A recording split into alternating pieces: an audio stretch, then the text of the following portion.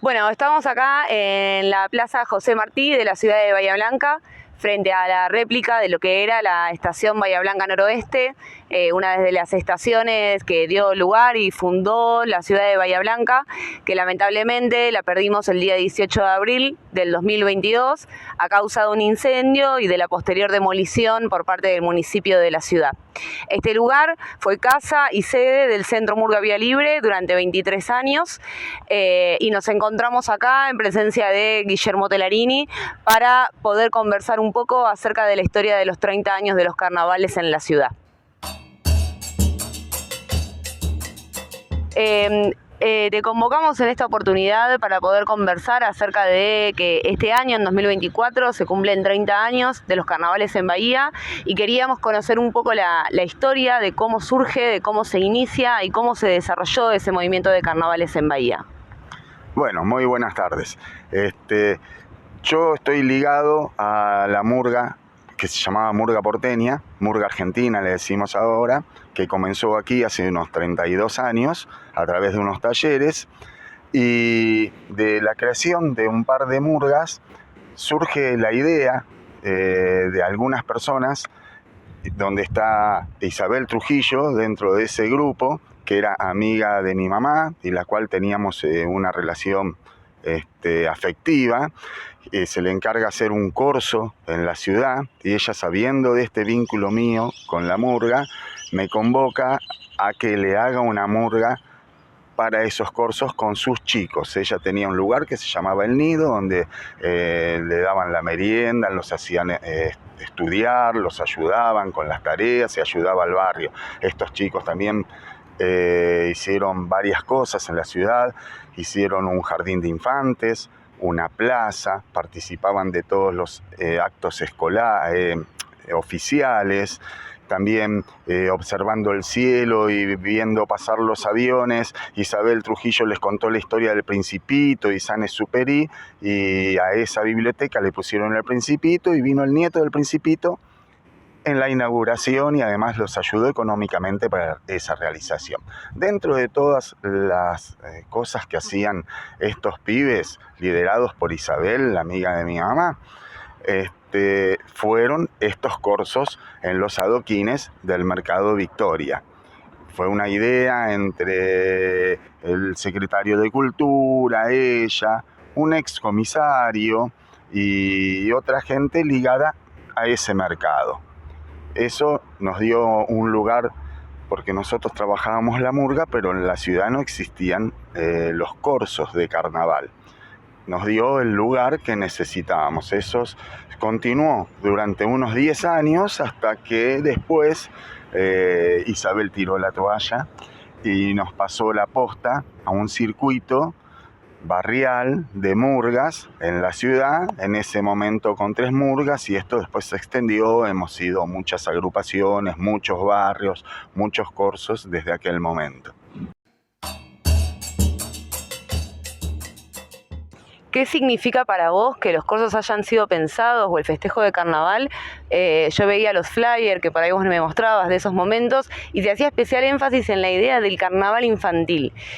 ¿Por qué crees que el carnaval en ese incipiente comienzo toma esa forma? Toma esa forma porque el grupo de Isabel eran chicos, los chicos de la Plaza El Tambor de Tacuarí, y ella lo pensó como un carnaval infantil, inclusive le puso el nombre de Corsódromo. Eran unas calles hermosas entre esos galpones históricos, acá cerquita nomás, galpones de lana que se mandaba al exterior. Ahí entraban los trenes a esos galpones. La verdad que el lugar era precioso. Y bueno, eso era ese espacio en particular, y fue infantil, le puso porque ella pensó en los chicos, en los disfrazados, todo lo que se recaudaba en cada corso. Ella lo usaba, o sea, pagaba las cosas que había que pagar, le ayudaba un poco a la gente que colaboraba, por ejemplo, en hacer los choripanes, y al resto todo lo invertía en foquitos de colores. A propósito de eso, ¿cómo fue ese proceso de armado de esta murga que Isabel te propone? ¿Qué nombre tuvo? ¿Cómo fue todo ese proceso de acompañar a los niños en la conformación de una murga? Bueno, nosotros le ayudamos a la conformación de la murga. Ella le puso el nombre de Los Trapitos en honor a este dibujo, estas caricaturas de Vigil, del Trapito. Tomó la idea de ahí, porque además dentro de la humildad que se manejaba en esos momentos, los trajes, ella se dio cuenta que podía agarrar cualquier pilcha color blanco y ponerle parches de colores, y por eso se llamó Los Trapitos. Contanos, Guille, cómo eran estéticamente esos corzos, qué características tenían, cómo estaban decorados, qué actividades sucedían, qué espectáculos se presentaban. Bueno, como dije, era en ese pasillo de 2-3 cuadras de calle de adoquines, bastante amplia, con las vías también que entraban ahí a los galpones, con unos galpones muy grandes a ambos costados, y había guirnaldas de pared a pared, de galpón a galpón, con foquitos de colores que año a año se iban incrementando porque la inversión de Isabel era en foquitos. Bueno, como todo corso, había choripanes, los puestos de choripanes, era bastante humilde, de todo cómo se organizaba y cómo se presentaba. Se conseguía un escenario, todo era poncho, y participaban agrupaciones, comparsas, batucadas, grupos que han ido creciendo en la ciudad a partir de participar en estos corsos. Había pocas agrupaciones, entonces también venían grupos para cantar, de música. Hubo unos locutores en un comienzo y después de ese grupo de locutores quedó un locutor, Alejandro Scarpesi, que es el que nos acompaña en todos los corsos desde aquella época. Alejandro debe tener unos 27, 28 años de corsos y acompaña siempre a todos los eventos de las murgas. Ha ido creciendo porque, claro, antes ellos presentaban los corsos de una manera como un programa de FM de radio, ¿no? Y después se fue adaptando y fue aprendiendo. Él fue viendo todos los murgas, cómo fueron creciendo año a año. En ese momento también había un gran interés venía el intendente, venían locutores famosos también a animar, y después con el tiempo todos fueron abandonando y nos fuimos quedando solos. Como siempre, como sucede en muchos eventos, todo era medio opacado a veces, como nos sucede ahora, como sucede a los partidos de fútbol y a un montón de eventos. No es prioritario ni de las murgas ni de los corsos. También había violencia, peleas, sobre todo de adolescentes, ¿no? Que a veces pasan a mayores. Nunca pasó nada grave, pero también sucedían esas cosas. Y en relación a eso, ¿cuál fue en ese momento la aceptación por parte de toda la comunidad de Bahía respecto de los carnavales? Por ahí, ¿qué sectores de la sociedad se acercaban más a disfrutar del corso? Se acercaba sobre todo gente del barrio, aunque venían de otros lares también. Yo en ese momento no tenía conciencia ni lo que estábamos haciendo, ni una mirada, y sin embargo me ha pasado, por ejemplo, nuestro cantante Manuel Treyes, tan famoso en Buenos Aires, me ha contado que él venía de chiquito a estos corsos.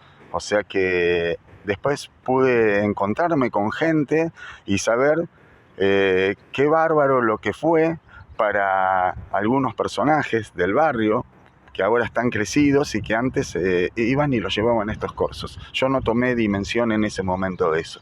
En este momento sí. Y antes de estos carnavales con esta forma de corso, ¿sabes cómo se vivía el carnaval en Bahía? Tengo entendido que hace muchos años había un corso de las familias pudientes que carroceaban sus coches y iban las chicas vestidas con sus vestidos y algunas máscaras, y había serpentinas y era sobre la avenida Len y se tiraban hojas de rosas. Yo he participado en Punta Alta de chiquito, me llevó mi papá, y también cuando me vine de Buenos Aires en el año 83 a vivir acá, también he ido a los cursos de Ingeniero Guaite, he ido a los cursos de Cerri, que pertenecen a Bahía Blanca, y ahí se festejaban los cursos comunes de los pueblos tradicionales, donde hay disfrazados, donde está ese circular de ida y vuelta, a veces por el mismo bulevar, la misma calle, donde hay premios organizados por las sociedades intermedias, o sea, los scouts, las escuelas, los bomberos, y bueno, con ese premio les sirve para invertirlo el año que viene, y también la venta de espuma o la venta de los choripanes, ese dinero queda para la institución. Nuestros cursos son con un formato distinto. El curso tenía un formato distinto para la necesidad de la murga que viene de la murga porteña, del carnaval porteño, necesita un lugar de despliegue para llegar a un escenario, brindar su espectáculo y se retira. Todo eso es un ritual. Y el formato de los cursos de todo el resto de la Argentina es distinto. Es como el que nombré primeramente. Nosotros ahora, a través del curso de los trapitos, puedo decir que fueron cursos con el formato de las necesidades de la murga como la que practicamos nosotros. Bueno, acá tenemos una foto que, bueno, quiero que me cuentes un poco de ella. Estamos viendo a un joven Guillermo Tellarini murguero al lado de un gran muñeco prendiéndose fuego. Contame un poco qué me puedes decir de esta foto. Esa foto además me hace acordar que yo tocaba el bombo arriba de zancos. Nosotros todavía no teníamos mucha comprensión de lo que era la murga ni lo que estábamos haciendo y hacíamos. Después fuimos aprendiendo. En el curso participaban también bastantes disfrazados, venían las madres con sus chicos y había premios. Los premios eran donados por vecinos, que los mismos chicos de la Plaza del Tambor de Tacuarí, ellos organizaban todo, ellos mandaban cartas a los vecinos, iban a los comerciantes para ver si les donaban algo para esos premios. Lo hacían, la verdad, que todos los chicos, con Isabel atrás, pero ella hacía como que todo lo hacían los chicos.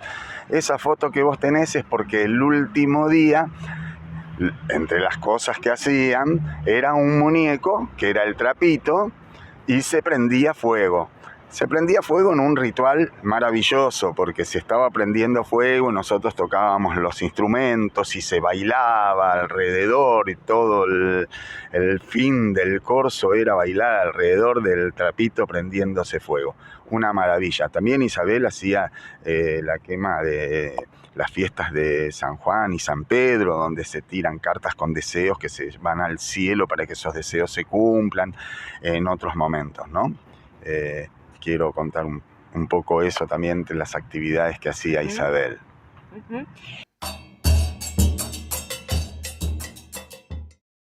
¿Y qué relación tuvo estos primeros carnavales con la posibilidad de que empiece a haber cierta proliferación de distintas agrupaciones murgueras acá en Bahía?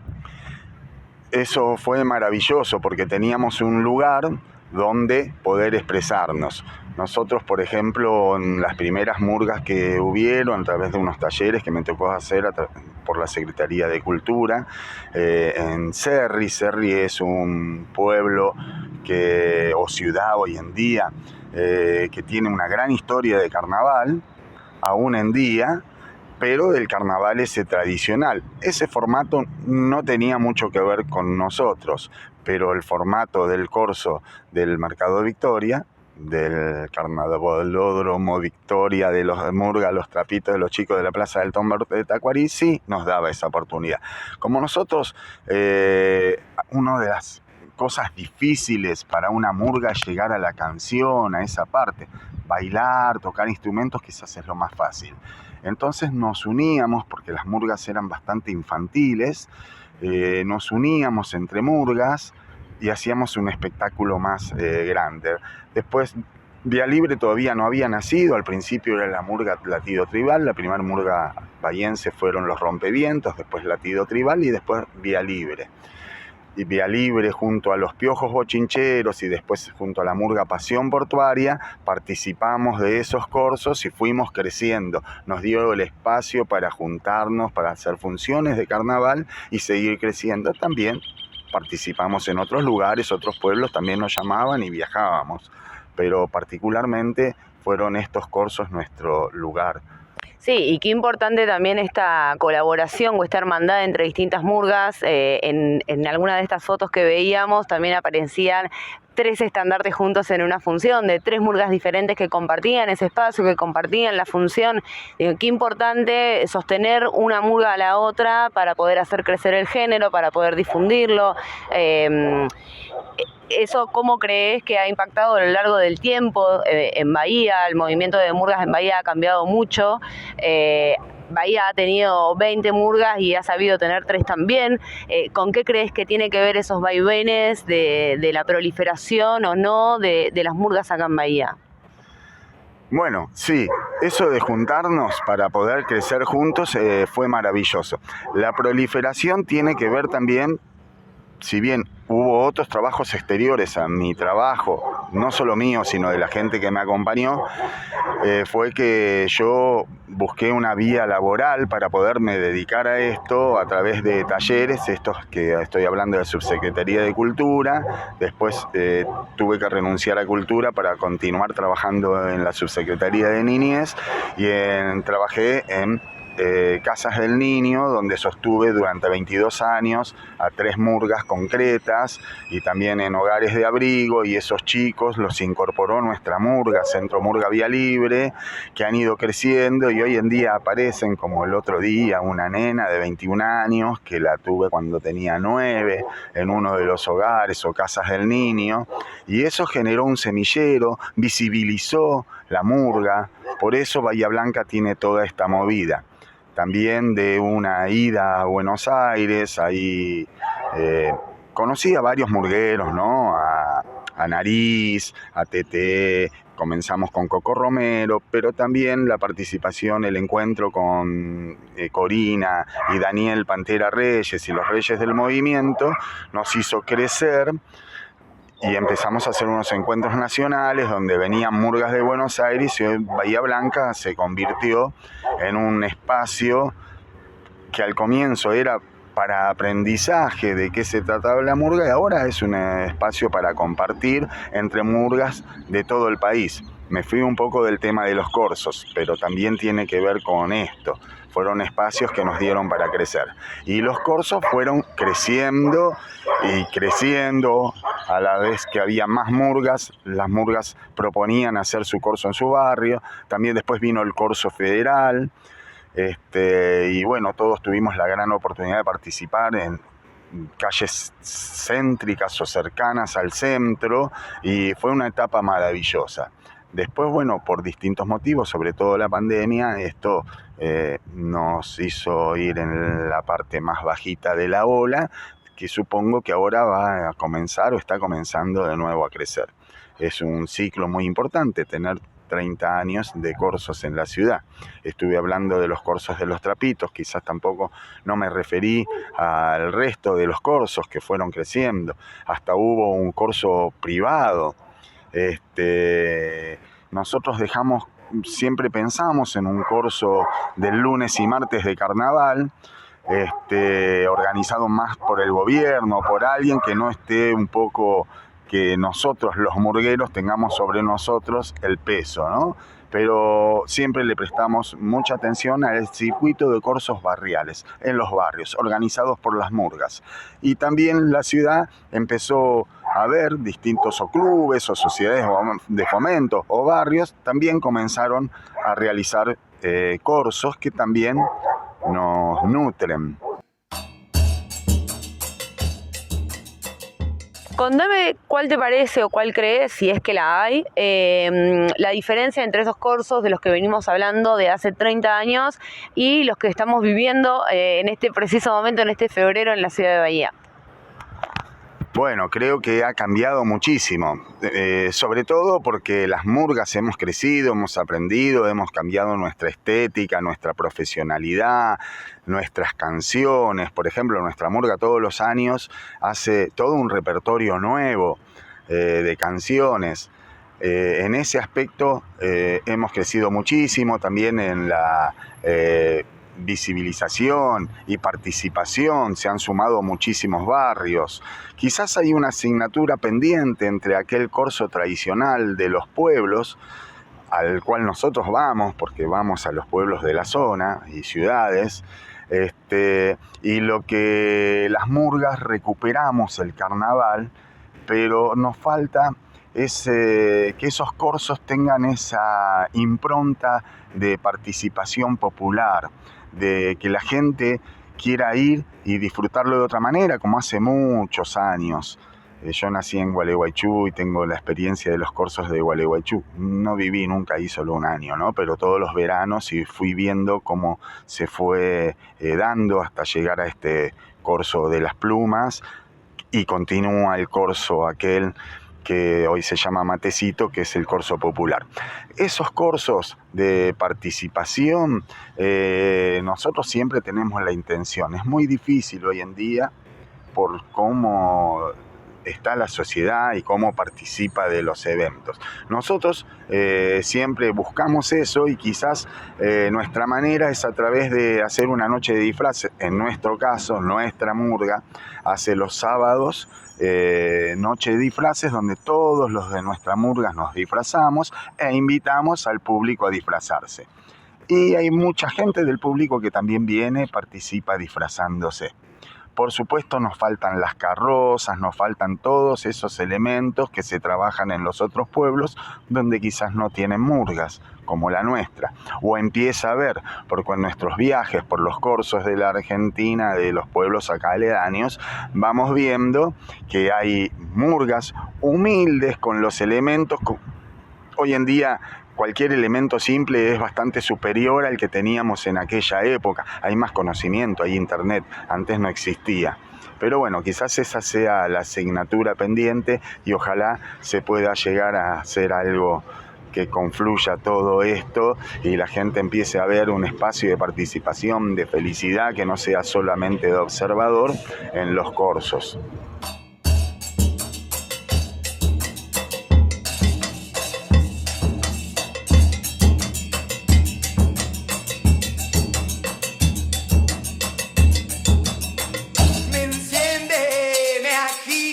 Su movimiento me palpita, me inquieta, me incita, hace que sienta coquillita. ¡Ay no! ¡Cuánta pasión!